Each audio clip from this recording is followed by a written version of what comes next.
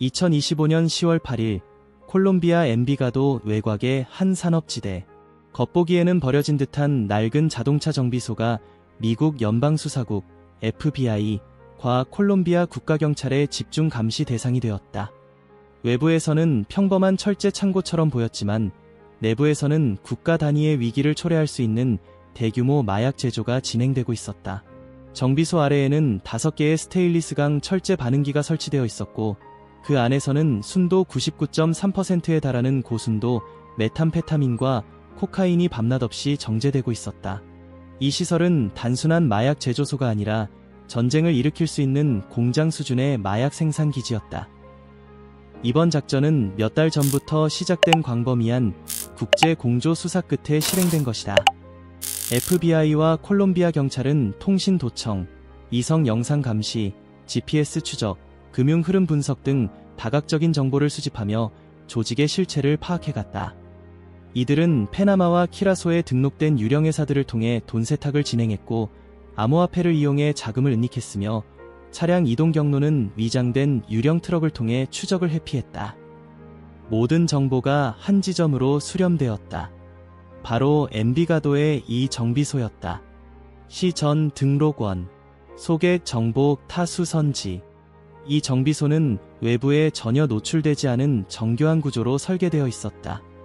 지하에는 사람 키보다 큰 5개의 산업용 반응기가 설치되어 있었고 이들 각각은 주당 약 2000파운드, 약 900kg의 메탐페타민을 생산할 수 있었다. 이론적으로는 연간 54,000kg 이상의 마약 생산이 가능한 수준이었다.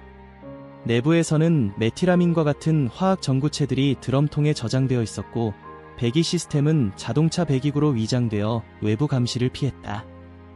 전기 계량기도 조작되어 있어 고출력 전기를 사용하는 흔적이 드러나지 않도록 감춰져 있었다. 냉각 설비, 통풍 장치, 화재 차단 구조 등 모든 면에서 고도로 산업화된 설계가 적용되어 있었다. 2025년 10월 11일 새벽 1시 30분 작전이 시작되었다. FBI 인질구조팀, HRT, 콜롬비아 경찰 특수작전부대, GOES, 미 해군이 연합한 공동작전은 철저한 침묵 속에서 전개되었다. 해상에서는 해군 특수부대 네이비실, 실즈, 이 통신 감청과 감시를 진행했고 지상에서는 세 방향에서 정비소를 포위한 52명의 요원이 일제히 진입했다. 폭약이 철문을 관통하자 첫 번째 도립조가 진입했고 내부는 암모니아와 화약 냄새로 가득 찼으며 시야는 극도로 제한되어 있었다. 현장에는 AK-103 소총과 우지 기관단총으로 무장한 조직원 15명이 배치되어 있었고 철제 드럼통과 화학 탱크를 방패 삼아 무차별 난사했다. 총격전 중에 유독가스 배출관이 파열되며 내부 온도가 급상승했고 일부 화학물질이 폭발하면서 불길이 치솟았다. 온도는 화씨 1200도, 섭씨 약 649도까지 올라갔다. 그러나 요원들은 훈련된 대로 밀집된 진영을 유지한 채 진격했고 7분간의 교전 끝에 조직원들을 제압했다. 총격전 도중 요원 한 명이 파편에 팔을 다쳤으나 탈출을 거부하고 엄호를 지속했다. 지하 밀실에서는 자동차 필터로 위장된 메탐페타민 벽돌들이 발견되었고 총량은 6,000파운드, 약 2,720kg에 달했다. 미국 내거리 판매 기준으로 약 4억 8천만 달러의 가치를 지닌 물량이었다. 인근에서는 5명의 남성이 쇠사슬에 묶여있는 채 발견되었고 이들은 화학약품의 화상을 입은 상태였다. 이들은 국경을 넘어 밀반입된 인신매매 피해자로 보호장비 없이 유독 화학물질을 취급하며 하루 몇 달러의 임금을 받고 강제노동을 해왔다.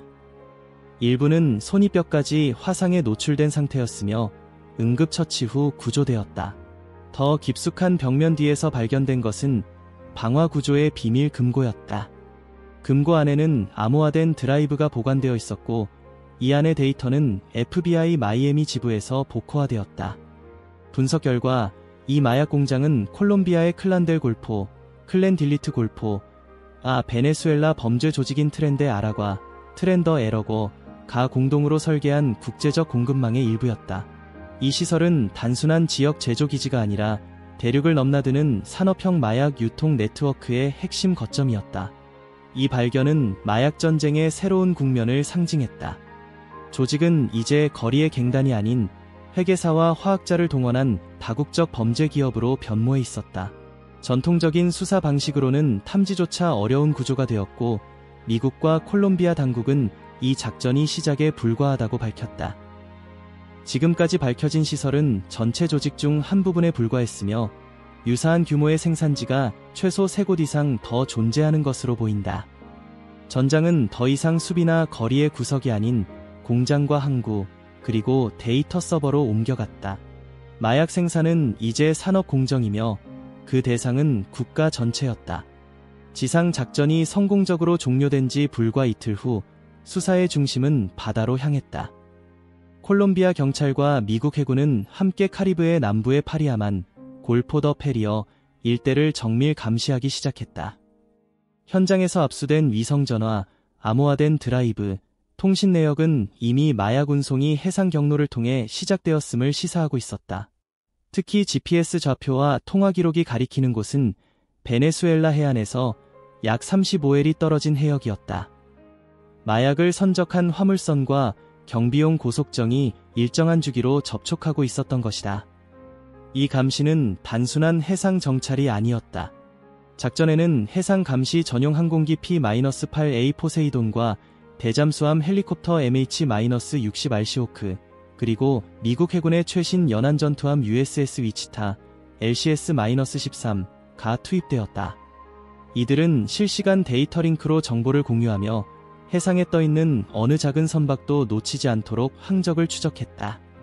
화물선 산미겔, 샌미겔은 선박 등록상 파나마 국적을 가지고 있었지만 실상은 위조된 문서로 유령회사가 소유한 밀수선이었다. 두 척의 무장 쾌속정이 이 선박을 호위하며 야간에 물자를 바꿔치기 하는 패턴이 반복되고 있었다. 2025년 10월 11일 새벽 3시 19분, 작전은 실행 단계에 들어갔다. 어둠 속을 날던 시호크 헬리콥터가 강력한 서치라이트를 켜고 해상의 조명을 비추자 곧바로 무장 쾌속정에서 격렬한 총성이 터져나왔다.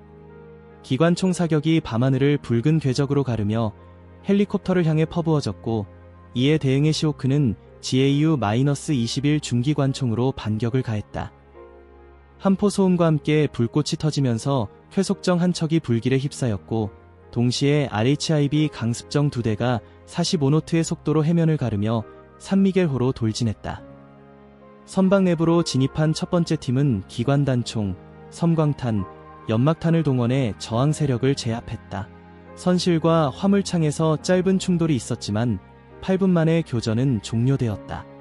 선박의 하부 화물칸에서는 봉인된 강철 드럼 통 여러 개가 발견되었고, 그 안에는 2100파운드, 약 950kg에 달하는 고순도 메탐페타민이 담겨 있었다. 조직원들은 선박이 포위된 직후 추가로 1900파운드, 약 860kg의 마약을 드럼에 담아 바다에 투기하려 했지만 이 역시 해상 수색을 통해 전량 회수되었다. 현장에서 구속된 인원은 총 17명으로 이들은 모두 마약 운반과 무장 조직 활동에 연루된 인물로 확인되었다. 구속된 조직원들이 사용하던 전자기기 중에는 방수 처리된 노트북과 SSD 저장 장치가 있었고, 이는 미국 FBI 마이애미 지부의 사이버 분석팀에 의해 복호화되었다. 분석 결과 이 장비들에는 전 세계를 연결하는 마약 자금 세탁 구조가 낱낱이 기록되어 있었다. 총 51개의 오프쇼어 계좌, 7개의 유령회사, 그리고 파나마, 키라소, 홍콩 등을 거친 9,300만 달러 규모의 송금 내역이 확인되었다. 자금은 실제 존재하지 않는 물류 계약과 가짜 인보이스를 기반으로 세탁되었고, 일부 거래는 블록체인 기반의 암호화폐를 통해 이루어져 추적을 더욱 어렵게 만들고 있었다. 특히 해상 거래에 사용된 송장과 선저 문서들은 정교하게 위조된 상업 서류로 실제로 존재하는 기업들의 이름이 도용되거나 변형되어 사용되고 있었다. 포착된 파일에는 가상 서버 주소, 금융 API 키, 다국적 은행의 BIC 코드까지 포함되어 있었으며, 조직은 단순한 범죄 집단이 아니라 국제회계 시스템을 활용하는 복합 범죄 기업의 양상을 보이고 있었다. 금융 전문가들은 이 시스템이 다국적 무역 기업의 구조와 매우 유사하다고 평가하며 단일 범죄 조직으로는 전례 없는 규모라고 분석했다. 이러한 충격적인 결과는 미국과 콜롬비아 양국 정부를 즉각 움직이게 했다. 2025년 10월 12일 콜롬비아 대통령과 미국 법무부 장관은 공동 기자회견을 열고 작전의 성공과 향후 대응 계획을 발표했다. 콜롬비아 측은 이 사건은 단순한 마약 범죄가 아니라 국가급 자본과 조직력을 갖춘 범죄 컨글로머리트에 대한 경고라고 말했으며, 미국 법무부는 이제 마약과의 전쟁은 골목길이 아니라 해양 항로, 금융서버, 위장 기업 안에서 벌어지고 있다고 밝혔다. 이날 발표와 함께 후속 작전이 개시되었고, 양국 정부는 70개의 은행 계좌를 추가로 동결했으며 관련 선박 9척을 압수 조치했다. 국제형 사경찰기구 인터폴, 도2의 협조에 키라소와 파나마에서 추가 조사를 시작했으며, 암호화폐 거래소와 다국적 은행에 대한 소환 요구도 이루어지고 있다. 특히 복원된 데이터 중에는 동일한 규모의 생산시설이 베네수엘라 내에 최소 3곳 더 존재한다는 정보를 포함하고 있어 국제 공조 수사망은 더욱 확대될 전망이다. 그러나 이 작전이 끝을 의미하지는 않는다. 오히려 시작에 불과하다. 뿌리 깊은 범죄 조직은 여전히 남아있으며 기술을 이용한 위장 수법은 날로 정교해지고 있다. 국제사회는 이와 같은 복합범죄에 대응하기 위해 정보 공유와 디지털 감시, 금융 추적 기술을 더욱 강화해야 할 시점에 도달해 있다. 마약 거래는 더 이상 밀림 속에서 벌어지는 일이 아니라 정장을 입은 범죄자들이 회의실에서 지휘하는 글로벌 사업이 되어버린 것이다. 카리브해의 수평선 위로 해가 떠오르는 가운데 산미겔호는 연기에 쌓여 천천히 기울어졌다. 거대한 물류의 흐름 속에서 선적된 독극물과 숫자로 계산된 인명피해, 그리고 마침내 포착된 진실. 이 모든 것은 국제사회가 침묵하지 않았기 때문에 드러날 수 있었다. 하지만 오늘의 침묵은 또 다른 침투를 허용할 수도 있다. 진짜 전쟁은 지금부터다. 우리가 이 작전에서 얻은 교훈은 단 하나. 이제 마약과의 전쟁은 바다 위를 항해하고 있으며 물류라는 이름의 위장 속에 숨어 있다는 것이다. 세상은 이 싸움을 멈추지 말아야 한다. 조직은 다시 떠날 준비를 하고 있고 또 다른 항구에서 출항을 기다리고 있다. 견 등록망 진선직 내용